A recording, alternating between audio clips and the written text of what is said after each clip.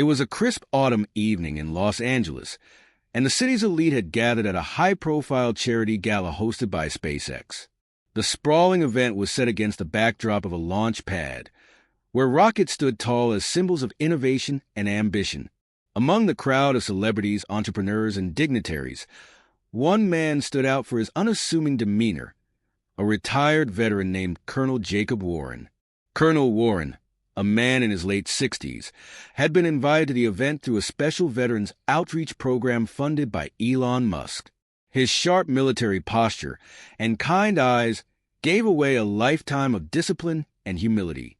Unlike most attendees who were enthralled by the glamour, Jacob seemed content nursing a glass of sparkling water in a quiet corner, observing the world that had moved on so far from his days in service. Elon Musk, the enigmatic billionaire, was making rounds among the guests, his presence magnetic as always. Dressed in a tailored suit, he carried an air of curiosity and intelligence, engaging everyone he met in meaningful conversation. When he reached the quieter end of the room, his eyes fell on Colonel Warren. Something about the man's calm demeanor caught his attention, and Musk, always drawn to intriguing personalities, approached him. "Good evening," Musk said with a warm smile. "I don't think we've met. I'm Elon." The colonel extended a firm handshake. "Jacob Warren, retired U.S. Air Force. Thank you for having me here." "The honor's mine," Elon replied, intrigued. "A veteran. Thank you for your service. What did you do in the Air Force?" Jacob chuckled softly. "I'd say I did a little bit of everything. Piloted missions, managed operations, even worked on some experimental tech. Nothing as groundbreaking as your work, though." Elon's interest piqued. "Experimental tech? Now that sounds fascinating. Tell me more." Jacob hesitated, glancing around the bustling room. "Well, it's not exactly gala conversation. Let's just say some of it was classified back then." Musk's eyes lit up. "Classified? That's even better. Why don't we find a quieter spot? I'd love to hear about it." They moved to a secluded balcony overlooking the city skyline. The hum of conversation faded as Jacob began recounting his story. He spoke of his early days in the Air Force, the rigorous training, and the missions that tested not just his skills but his resolve. But when he reached the part about his involvement in a top-secret project called Phoenix Vale, Elon's attention became laser-focused. Phoenix Vale, Jacob began, was a project that aimed to integrate advanced propulsion systems with spacecraft. Back in the 80s, we were working on ideas that were decades ahead of their time. The goal was to develop technology that could enable near-instantaneous travel across the globe. Elon leaned forward, captivated. "That's incredible. Were you able to achieve anything significant?" Jacob's expression turned serious. "We made progress, more than we ever thought possible. But the project was shut down. Funding ran out, and there were complications. The kind that happen when politics gets in the way of science." Musk frowned, a familiar frustration creeping into his voice. "It's always politics, isn't it? The greatest ideas buried under bureaucracy." Jacob nodded. "Exactly. But there's something I've never shared with anyone outside the project. During one of our final tests, we created a prototype that worked briefly, but it worked. It was a small-scale vehicle, and it achieved speeds we'd only theorized about. But then..." He paused, his voice trailing off. Elon's curiosity was insatiable. "Then what?" "Then we lost control," Jacob admitted, his voice heavy with regret. "The prototype disappeared from radar. No crash site, no debris. It was as if it had vanished into thin air. The official report called it a catastrophic malfunction, but some of us believed it was something else. Something we couldn't explain." For a moment, there was silence between them. The weight of Jacob's words lingered in the cool night air. Elon finally spoke, his tone thoughtful. "What do you think happened to it?" Jacob sighed. "I've thought about it for decades. Maybe it's still out there, lost in space. Or maybe it stumbled into a reality we can't comprehend. All I know is that it was one of the most advanced pieces of technology I've ever seen, and it's a shame the world never got to see its potential. Elon leaned back, his mind racing. Colonel, this is more than just a story. This could be the missing link in the next leap for humanity. If you still have any data, any blueprints, I'd like to see them. Jacob's eyes narrowed slightly. You're serious about this? I've never been more serious about anything, Elon replied. If what you're saying is true, then this technology could change everything. We could finish what you started. Jacob studied Elon for a moment, weighing the sincerity in his words. Finally, he gave a small nod. I'll need some time to dig through my old files. A lot of it is probably outdated, but if there's a chance it can help, I'll share what I can. Elon smiled, a spark of excitement in his eyes. That's all I ask. As the evening wore on, the two men continued to talk, their conversation weaving between the past and the future. For Jacob, it was a chance to relive the days when he felt he was contributing to something greater than himself. For Elon, it was an opportunity to uncover a hidden piece of history that could propel humanity to new heights. Neither of them knew it yet, but this chance meeting was about to set off a chain of events that would ripple far beyond the confines of the gala. The past was reaching out to the future, and the world was about to witness something extraordinary. Jacob's story lingered in Elon's mind long after the gala ended. The billionaire, known for his relentless pursuit of progress, couldn't shake the idea of Phoenix Vale. The very thought of technology capable of near-instantaneous travel sparked a vision, one that aligned perfectly with his dream of interplanetary exploration. In the days that followed, Elon reached out to his team of engineers and researchers, assembling a task force to explore the possibilities Jacob had described. But first, he needed the colonel's cooperation. True to his word, Jacob began sifting through old documents, a treasure trove of handwritten notes, diagrams, and schematics stored in dusty boxes in his garage. One evening, as Jacob sat surrounded by the remnants of his past, he unearthed a journal containing detailed accounts of the Phoenix Vale tests. Each entry was meticulous, chronicling the project's breakthroughs and setbacks. Among the pages was a sketch of the prototype that had vanished, a sleek, angular craft unlike anything Elon's team had ever seen. When Jacob delivered the journal and schematics to Elon, the SpaceX CEO's eyes lit up with the kind of excitement that could only come from discovering something revolutionary. Colonel, Elon said, his voice filled with awe, this could be the key to unlocking a whole new era of technology. Together, they embarked on a journey to resurrect Phoenix Vale, knowing full well that the road ahead would be fraught with challenges. Yet for both men, the pursuit of the impossible was a mission worth undertaking. Jacob Warren had always known that revisiting the Phoenix Vale project would bring back memories, some thrilling, others haunting. As he handed over the old journal and schematics to Elon Musk, he couldn't help but feel a mix of hope and apprehension. Could this truly be the moment the world rediscovered what had once been deemed impossible? For Elon, the journal was a gold mine. His team at SpaceX immediately began poring over the notes, their collective expertise piecing together the fragments of the past. The diagrams were unlike anything they had seen, blending traditional engineering principles with concepts that bordered on science fiction. Yet, the possibilities were undeniable. The first challenge was decoding the propulsion system. According to Jacob's notes, the prototype used a unique combination of magnetic fields and plasma to achieve near-light speed capabilities. The technology, though theoretical at the time, seemed eerily similar to modern advancements in quantum propulsion. Colonel, Elon said during one of their meetings, you and your team were decades ahead of your time. It's almost as if you were building something for today, not the 1980s. Jacob smiled wryly. Back then, we were just dreamers trying to push the boundaries. But dreams don't always survive in the real world. Well, this one will, Elon replied with determination. The project quickly became the focal point of SpaceX's research division. Engineers worked tirelessly, reconstructing the prototype piece by piece. Meanwhile, Jacob's involvement deepened. Despite his age, He became an invaluable part of the team, his first-hand experience providing insights that no textbook could. But as progress continued, so did the challenges. The data from the original project was incomplete, with several key components missing. Some of the materials required for the propulsion system were no longer in production, and others were so advanced that they bordered on the experimental. "We're missing something," said Dr. Evelyn Hayes, the lead physicist on the team.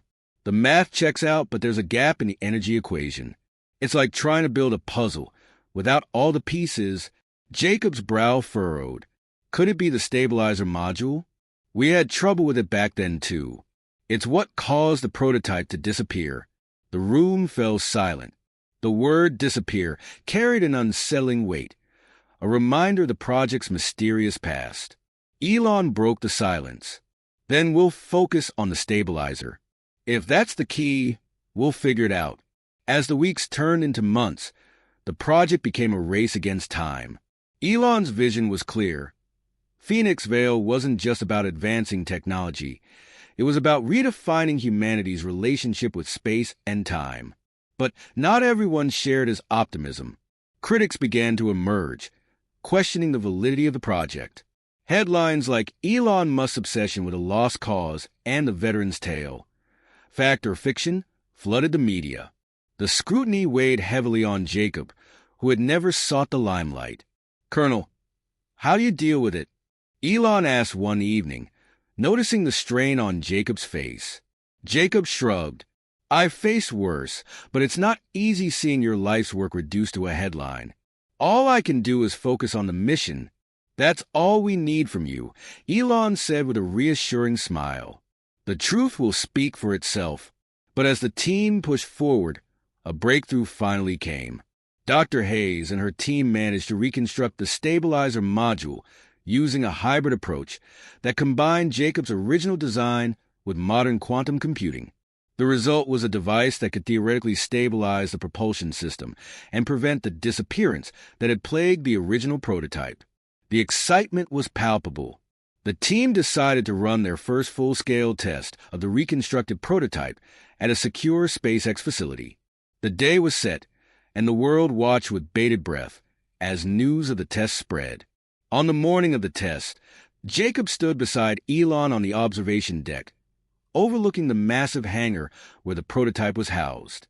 The sleek, angular craft looked like something out of a science fiction movie, its design a perfect blend of Jacob's past and Elon's future. "How are you feeling?"